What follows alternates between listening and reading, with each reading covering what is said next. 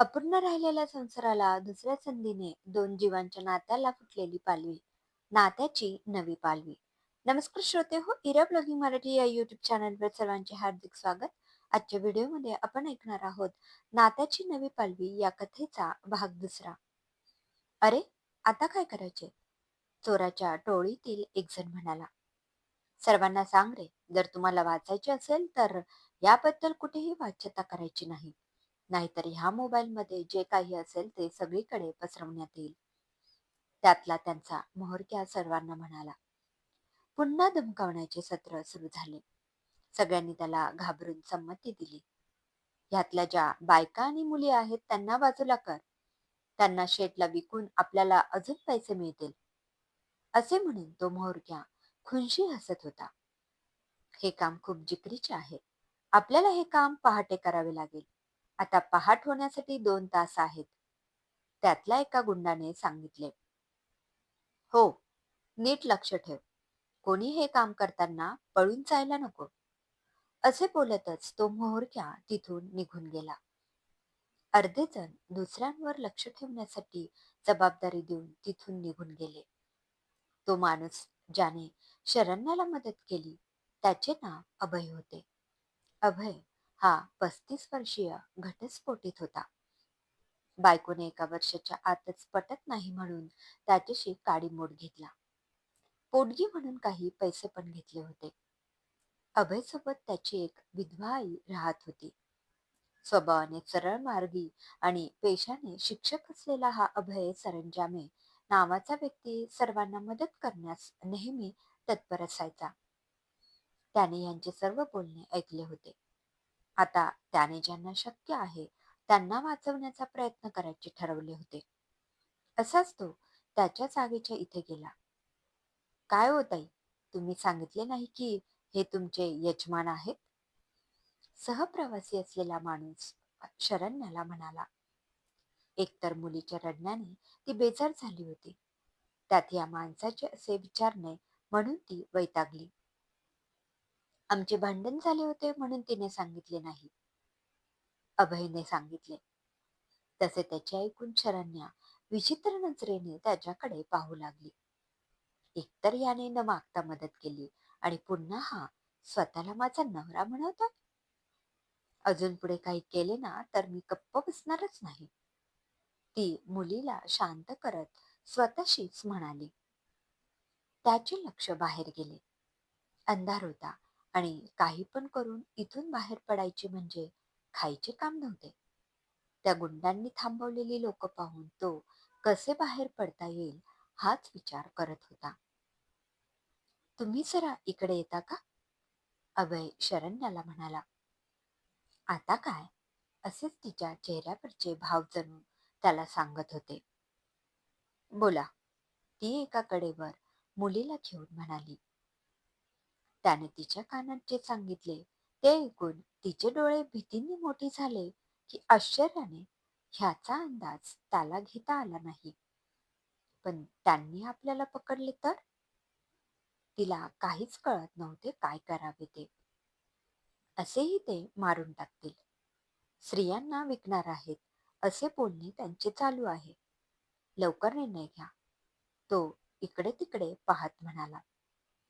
जोखीम तर होतीच, पण जीव वाचवण्यासाठी प्रयत्नच केले नाही असे नको व्हायला म्हणून ती तयार झाली. 2-3 पहारा देण्यासाठी गुंड होते.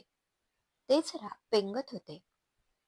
त्यांच्यातलेच एक आजोबा जे आजन्म अविवाहित होते, त्यांनी तिथे स्वेच्छेने ह्या चोरांना थोपवण्यासाठी थांबण्याची तयारी दर्शवली.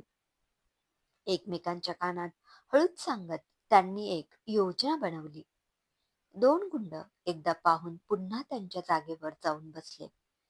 तेव्हा सर्वांनी झोपण्याचे नाटक केले. थोड्या वेळ वाट पाहून हळूहळू काही लोक रेल्वेमधून उतरली. काही लोकांचा आवाज झाला की एका तुकडीप्रमाणे काही लोक पुढे होऊन काही ना काही कारण सांगायचे, जसे की वॉशरूम वापरायचे आहे, काही जण उगाच मुलांना रडवत गप्प करायचे आहे असे सांगत होते, तर काही जण उलट्या करण्याचे नाटक करत होते. त्यामुळे ते गुंड हे खरंच आहे असे वाटून त्यांना जाऊ देत होते. पहिल्यांदा बायका आणि लहान मुलांना बाहेर काढण्याचा प्रयत्न केला. नंतर काही पुरुष मंडळी हळूहळू बाहेर पडत होते. काहींनी भीतीने ह्या लोकांना नाही म्हटले होते, त्यामुळे त्यांना जास्त वेळ मनवण्याचा प्रयत्न न करता तिथून जाण्याचा विचार करण्यात आला. थोड्या वेळाने ते गुंड सर्वांना एकत्र जमा करून त्यांचे काय करायचे हे ठरवणार होते. तेव्हाच त्यांना समजले की 80% लोक हे तिथे नव्हतेच. जाताना कोणाला संशय येऊ नये म्हणून प्रवासी असलेल्या लोकांनी आपल्या सामानातून वस्तू काढून झोपल्यासारखे घालून त्यावर पांघरून टाकले होते. फसवल्या गेल्याची जाणीव होऊन रागाने तिथले सामान इकडे तिकडे ते गुंड ढकलत होते. म्होरक्याला सांगणे अवघड काम असले तरी त्याला सांगणे जरुरी होते.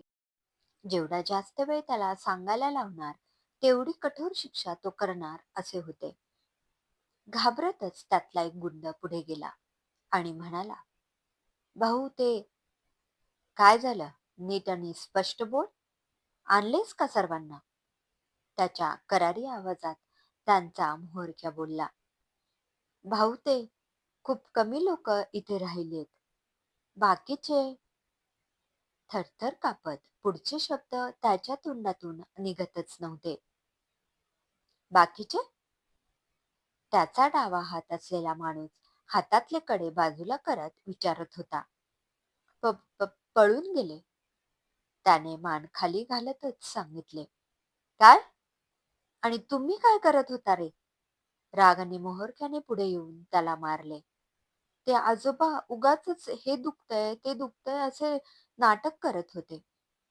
त्यांच्या आवाजाने या गुंडांची डोकी पुढे काय करायचे ह्या विचाराने बधीर झाली होती.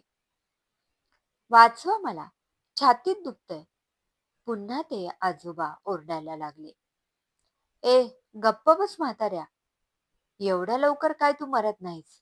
गप्प बस, नाहीतर हा चाकू आरपार घुसून तुला आत्ताच यमाकडे पाठवतो बघ. त्या मुहूर्ताचा उजवा हात असलेला गुंड म्हणाला. तेवढ्यात पोलिसांची शिट्टी वाजतेय तसा आवाज आला आणि जे ह्या चोरीतून सापडले ते पण जाईल ह्या भीतीतून ते गुंड तिथून पळून गेले. वाह, कमाल केलीस बघ पोरा. त्या आजोबांनी एका 15 वर्षाच्या मुलाची पाठ थोपटली. खरंच पोलीस आले होते का? आजोबांनी त्या मुलाची पाठ का थोपटली असेल? अभय आणि शरण्या आणि बाकीचे सर्व प्रवासी कुठे गेले? क्रमशः लेखिका विद्या कुंभार.